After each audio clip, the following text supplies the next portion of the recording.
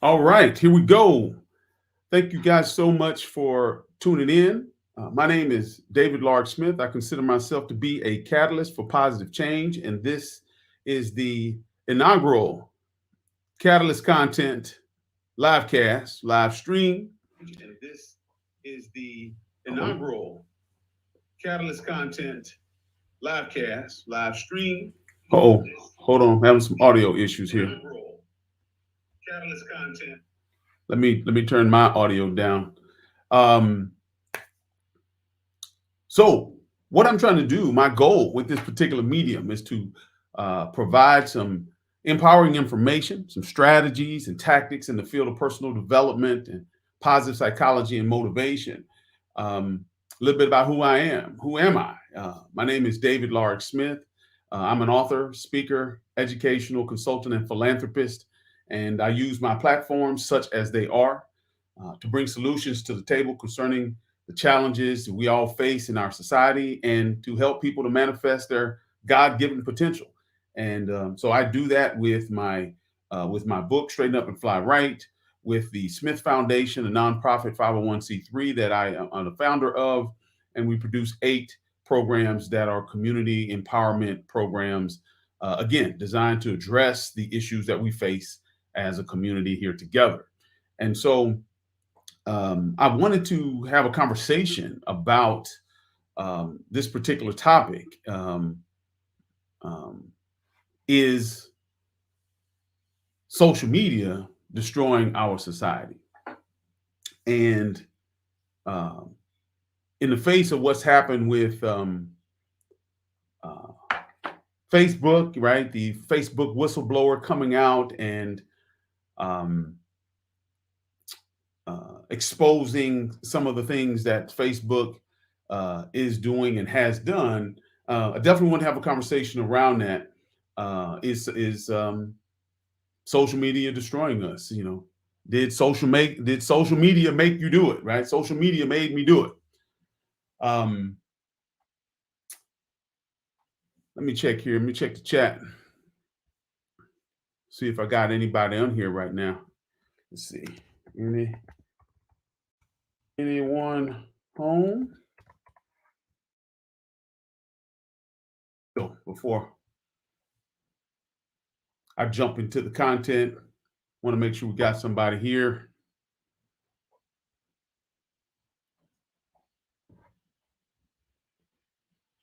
Anyone?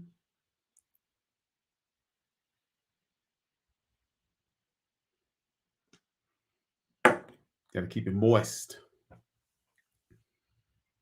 All right. Well, look, I'm just going to jump right into it and give you my feedback, give you what I think. And so, what I plan to do here is to monologue a little bit, give you some information in terms of how I feel about it, what my thought is on it. And hey, sweetie pie, my number one fan is on. Um, so I'm going to give some feedback on the question: is society destroying us, or is social media destroying society? And then I'll go to the chat and get some feedback and answer some questions from the chat. So, with that said, is social media destroying society? And I would adamantly say no. It's not. I hear people say all the time that uh, again, they just blame social media. They seem to get a bad rep for everything that's happening in society and specifically American culture. But it's not unique to American culture. But I would say this to you, and here's why I say no. It's not social media, right? Social media is simply information, right? It's just additional stimulus and stimuli, I should say, that we receive from our environment, right? We get to choose how we use the stimuli from our environment. Now, last I checked, I wasn't being brainwashed by social media. I see stuff, cookies pop up in my search. Whenever I go to search, if I was looking at parts for my Mustang and I was looking at, like, I've been looking for some cams for the Mustang, right? I got 06 GT convertible. and I've been looking at putting some cams in the Mustang. So I went to a couple of sites. Now, anytime I go into the Google browser, guess what's popping up in my search? Cams and parts for the Mustang, stuff for the Mustang, stuff I'm not even looking for pops up for my Mustang. So yes, social media and technology in general has always impacted humankind and how human beings interact. And that's why I say no, that social media is not to blame, and no, social media is not destroying our society, because we have always had sex, violence, bad influences, drugs, rock and roll, or hip hop, or blues, or whatever. We've always had bad influences and stimuli in our environment. And technology always changes how we interact with our world, right?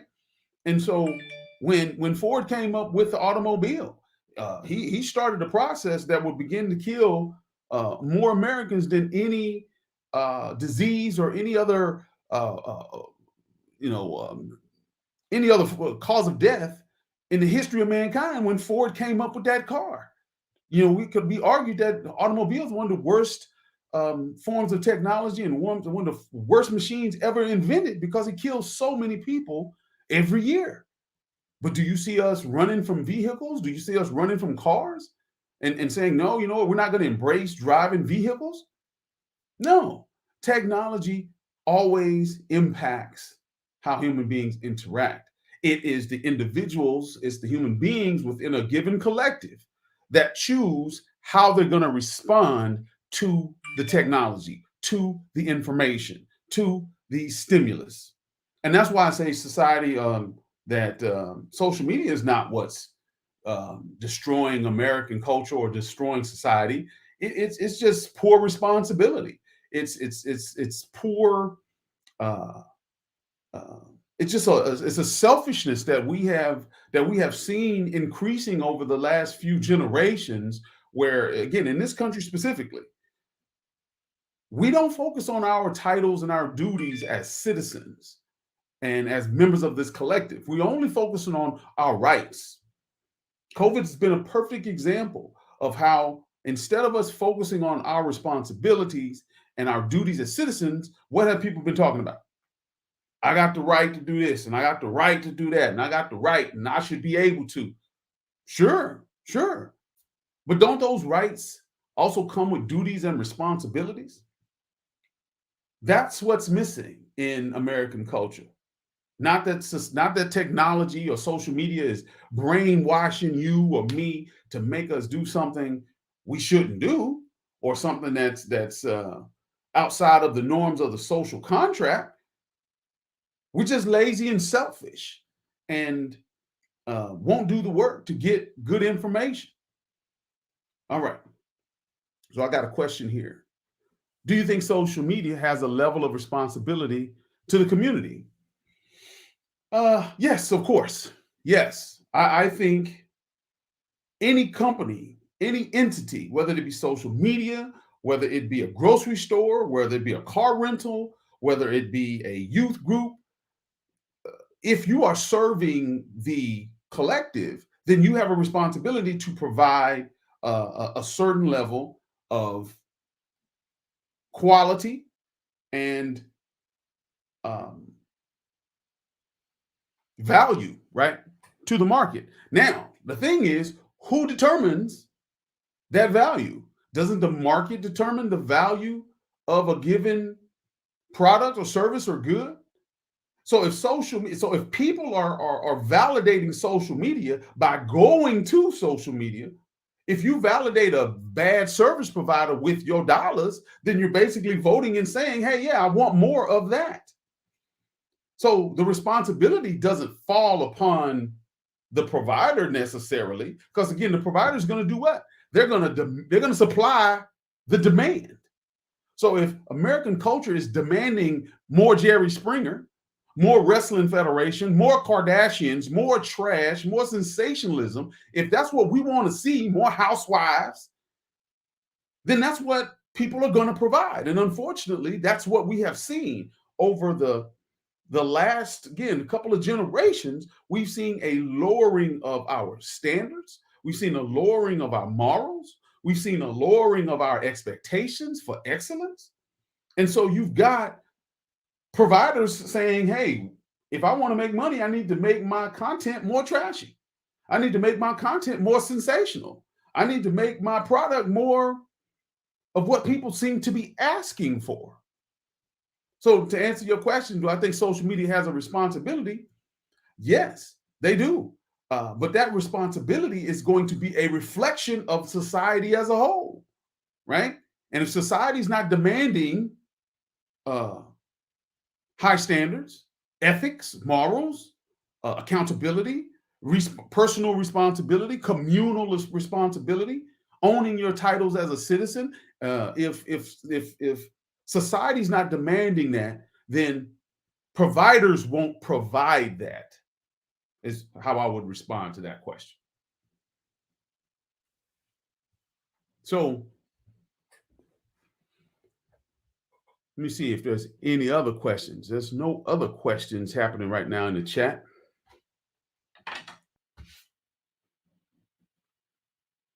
So look, then I'm just going to jump right into what I think can be done about it, because obviously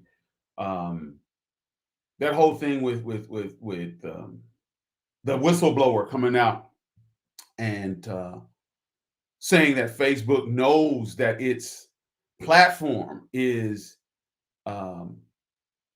facilitating hate speech, and it's facilitating white nationalism, and that and that the sister company or Instagram is having adverse effects on young women because they're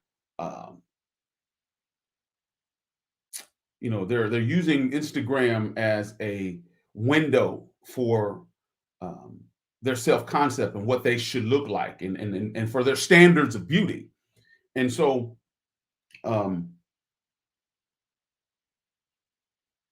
unfortunately, we don't teach people how to validate themselves, right? Folks don't learn that skill of how to self-validate. And that's another part of the problem. Because again, I don't think this is on Facebook or social media per se to fix, right? Do they have some culpability? 100%. Is there something that they need to do? Yes. They need to make sure their platform is not a cauldron for filth and garbage and trash. There needs to be some standards and some ethics and some morals for what we want to be shared on these platforms. And the thing is, though, right, is it's almost like porn. Most of us would agree porn is, probably not the healthiest way to learn about sexuality, right? But the internet is basically porn. There's a huge demand in the world for porn. So do we say that porn needs to be regulated better, or do we say to the individual, look, because if there weren't people asking for porn and looking for porn, then there wouldn't be so much supply for it, right? We're still dealing with supply and demand economics or mechanisms here.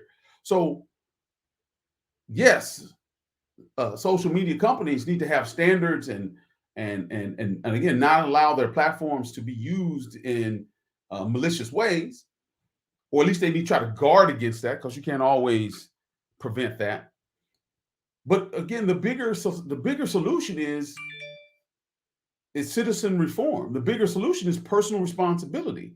The bigger solution is for us to start to redefine, or at least try to find some common ground in terms of what our values are going to be. Because right now we don't have a common ground on what our values used to be. We used to be able to agree on what was decent, right? We used to be able to agree on what was decent and what we wanted our leaders to be. And over the last 4 or 5 years, we've seen that people have decided, hey, I don't care that my leader wants to grow people and grab people by the crotch. I don't care about that. I don't care that he's mean-spirited and talks, vile and does things that are unkind and vindictive and petty. Um, we used to agree that that wasn't the type of leader we wanted. We used to agree that we wanted our leaders to be the best of us, that we wanted them to be aspirational. We wanted them to be uplifting. We wanted them to be of high moral character and standing, and be a champion of the little guy.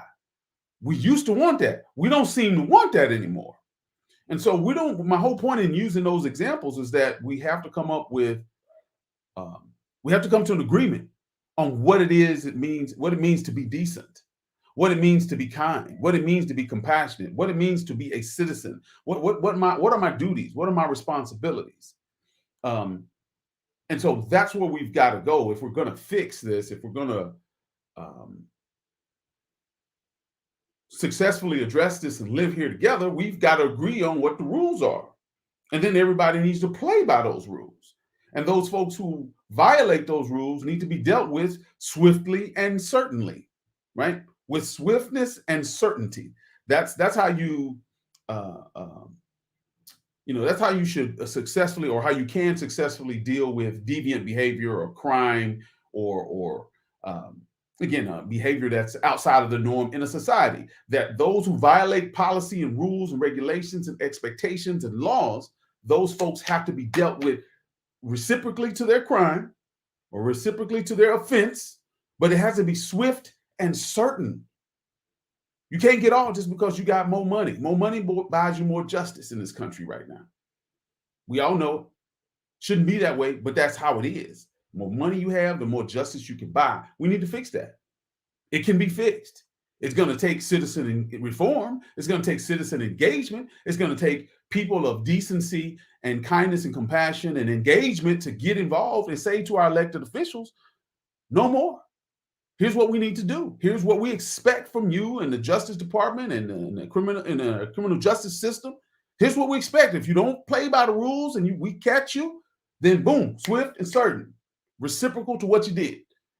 And then people wouldn't do it, right? It would minimize the fact that people engage in criminal activity, because now people know that, hey, chance of me even getting caught is low. Chance of me being prosecuted is low. And if I got more money, the more justice I can buy. So to get back to the question, is social media destroying our country and society? I would say no. I would say no. What we have to do is own our titles. It's one of the steps. Own our titles. What does that mean? I'm a citizen. I'm a neighbor. I'm a husband. I'm an uncle. I'm a cousin. I'm a friend. I'm a coworker. I'm a classmate. I've got a lot of titles. And the better I am at those titles, the better my contribution to the collective I live in. Now, conversely, if I choose to ignore those titles, which is where we are today, right? We're fighting a tremendous amount of apathy and cynicism, and people feel like somebody else is going to do this work. Somebody else is going to fix the HOA. Somebody else is going to fix city council. Somebody else is going to be the mayor. Somebody else is going to do the work. No, ladies and gentlemen, no.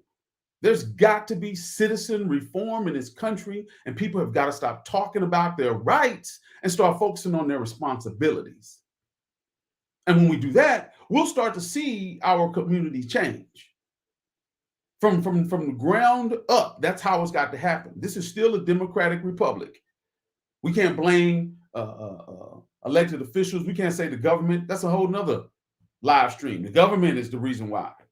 No, hold on. I got my man in here. Just came into the chat. Let me see here, see what D Mills got to say. D Mills said, Michelle, I missed a question from you. I'm so sorry. I don't know why that didn't pop up. Hold on. Let me answer Michelle's question, D Mills. I'm going to get to yours. Michelle says, in your recent meeting example, you mentioned car manufacturers. They are regulated. Shouldn't social media be regulated as well? We can't leave that to the provider. Excellent point. Excellent point. I agree. And again, I didn't say they don't need to be held accountable, that they do have some culpability, and regulation is also a way to get some of that. So I agree 100%. There needs to be some kind of regulation in place.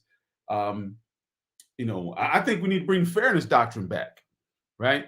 Um, we need to bring the fairness doctrine back so that these entities can be held accountable for the information that they allow to be put through and put on their platform. So most definitely, regulation can fix some of that. D. Mills said, social media is a reflection of society. It enhances both great, good, bad, and evil. Yeah, 100%. Listen, I look at social media like this. I look at social media like liquor or money, right? You ever see somebody who gets a whole lot of money and then all of a sudden they become an asshole, right? Um, or somebody get drunk and then they say a whole bunch of things that seem to be out of character for the person that they are when they're not drunk. The reality is the liquor didn't change them. The money didn't change them. They were that person the whole time. It was just that, the liquor or the money, freed up their tongue, gave them a sense of security to say what they really felt in their heart. Social media is the exact same way. It's not changing who people is or who people are. Social media is not changing that. What's happening is social media gives people cover, just like with somebody being drunk and saying something out of color when they're inebriated, and then when they'll try to say, "Oh, I was drunk. I didn't really mean it." No, that's what you meant. That's exactly what you meant. So, uh, social media is the same thing. It's not going to change who you are. Social media just exposes who you are. So, let's see here. Checking the chat.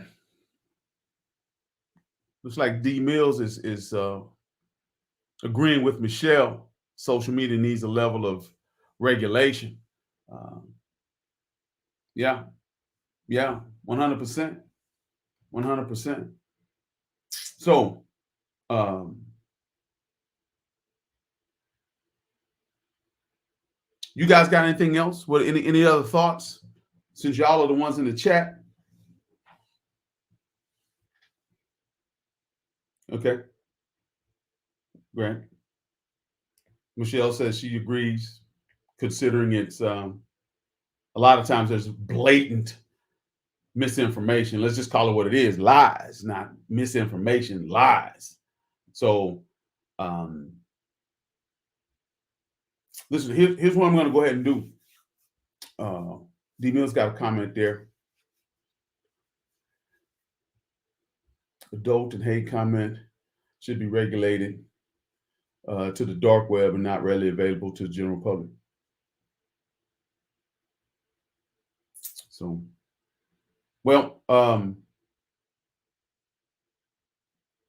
not sure. Michelle asked what type of regulations do I recommend. I'm not quite sure what regulations need to happen. I think there needs to be some good conversation around that. We need to get uh, uh, entities involved that specialize in that and could provide some guidance in terms of that. Because again, I don't want to breach. I don't want to breach or infringe on freedom of speech. Right? We have the freedom to say what we want. What I want to see happen is consequences and ramifications for what you say. Okay. So yeah, you have the freedom to run into a theater and yell fire. You can do that all day long. Just don't be surprised when the police show up with the damn fire department to cite you for reckless endangerment or to possibly take you into custody because somebody got injured or hurt or killed in the melee as people were trying to exit the theater because they thought there was a fire that incited, or some chaos and panic that you incited with your freedom of speech. So we don't have freedom of speech to just say and do any damn thing, or rather we do, but just be conscious of the fact that the consequences and ramifications come with that freedom of speech. D Mills is saying that the platform should be treated like media companies. Fair enough. what ABC and NBC and the cable companies and whatnot. These guys, there are regulations in place for them. There should be for social media as well. It's media, right? Social media or traditional media. It's media.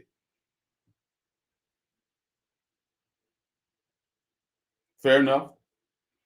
Fair enough. That's part of the problem. So, but even to that point, D Mills, my question, right? The question for the chat today was: is social media destroying uh, society? And it's not destroying society. What's destroying society is a lack of accountability, a lack of regulation, too much self-interest, greed, right? That's what's destroying it. Apathy, right? The fact that people won't even engage. People know that this is a problem. We need to be leaning on our elected officials and demanding that they put regulation in place. This is stuff that the American citizenry and electorate can demand of our elected officials. We need to be called here in Texas. We need to be calling John Cornyn's office, Ted Cruz's office, our state rep's office. We need to be calling these elected officials and saying, look, y'all need to put something in place for this. This is absolutely out of control. So uh, that's how we're going to get it. At least that's what I believe is it's going to take a concerted effort from the electorate, from the masses, from people leaning on their elected officials, using the mechanisms that already exist in our democratic republic to effectuate these changes that we want. So, all right.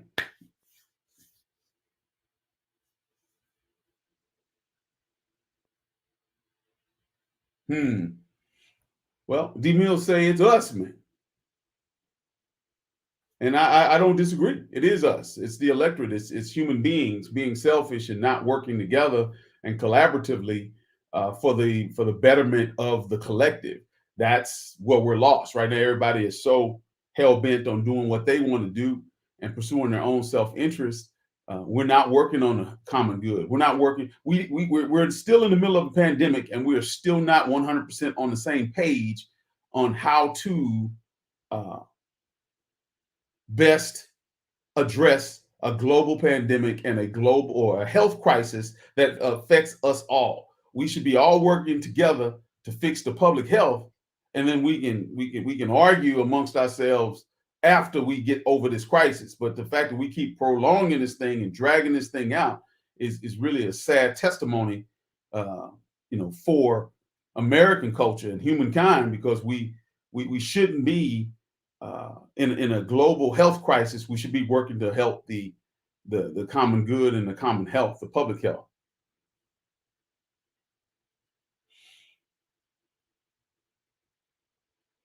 Let me see. Michelle's chiming in, checking out the chat. What feels about? Oh, she says, I wonder how the rest of the world feels about this platform that allows us to connect. Yeah. Well, all right. Well,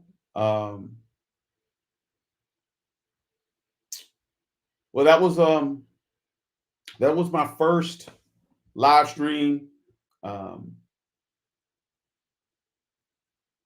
for the Catalyst content. What I would say, let me just wrap up. Let me wrap up the conversation and just say that what do we need to do, right? What do we need to do? Several solutions were broached in the chat there about regulation and how we need to regulate these social media companies the same way we regulate media companies. How do we do that? We need to seek out the organizations and entities that are advocating for that right now, right? We don't need to recreate the wheel. Those organizations exist. And so I would encourage you to get involved with those organizations. I'll do some research, find out for some that are out there, and maybe post them, add to this content, or add to the channel in some form or fashion. Um, so that's one thing we can do. The other thing is, I would say, is to advocate for, again, citizen reform. Um, at the Smith Foundation, it's one of our key programs that we're trying to push, and we're trying to get people to just engage. Decent human beings. Um, put political affiliation aside. Politics is not our problem. Our inability to be decent to one another and to cope and resolve conflict with compassion and respect, that's our problem. And so we need to engage with each other through citizen reform and work towards some solutions, because there are solutions for these things, right? This isn't insurmountable challenge or a problem. It's just going to take work and commitment by the people in this community, the people in our society, to do this work. So, um, again, I've got content and some links about the Smith Foundation programs and the anti-apathy campaign, the citizen reform program. And just some of the things that we're doing to address this. We need help. We need volunteers. We need people to make phone calls and knock on doors, walk blocks, help with programs like Rock the Block, Block Party Series, and the Light It Up campaign. So um, the answer is engagement, right? The answer is participating in our democracy and in our democratic republic, I should say, to not lose hope, to not uh, to fall into despair, because there's so much negativity and um, there's so much crap that we see, and it feels like we're circling the drain, right? Like we're going down the tube and there's nothing is happening. So I would encourage you to check us out, check out what's happening with the Smith Foundation. Again, I'll put some content and some links and offer up some solutions as a follow up to this. Again, this is my first live stream, and so I honestly I don't have everything together, but I was also just trying not to let perfection be the uh, um, forgot the term, the analogy, but I was just trying not to not do this thing because I was, trying to make it perfect, right? I'm very much a perfectionist, and so a lot of times, um, what's the term? Don't let great be the enemy of good, right? This is good enough to just get on here and do the live stream and get the work done and just start this process. So um, call to action. What's our call to action? Um, get involved. Make a commitment to be a better citizen. Make a commitment to own your titles. What are your titles? What are the titles that you have? Uh, Own those titles and be a little bit better in those titles. Go volunteer for something. Join a committee. Join scouting or um, something with the city council, your HOA. There are lots of committees and boards that happen in your city, or here in Rowlett where we live. Go join one of those boards and get involved. They always need volunteers. Um, Contact your local elected officials. Contact Cruz and Cornyn and your state reps, Betty Retta Bowers and Angie Chin Button, whoever your state rep is. Get involved. Let them know that you're concerned about these things, and be part of the solution. So D Mill said it. Don't let perfect be the enemy of good. That was what I'm trying to get to.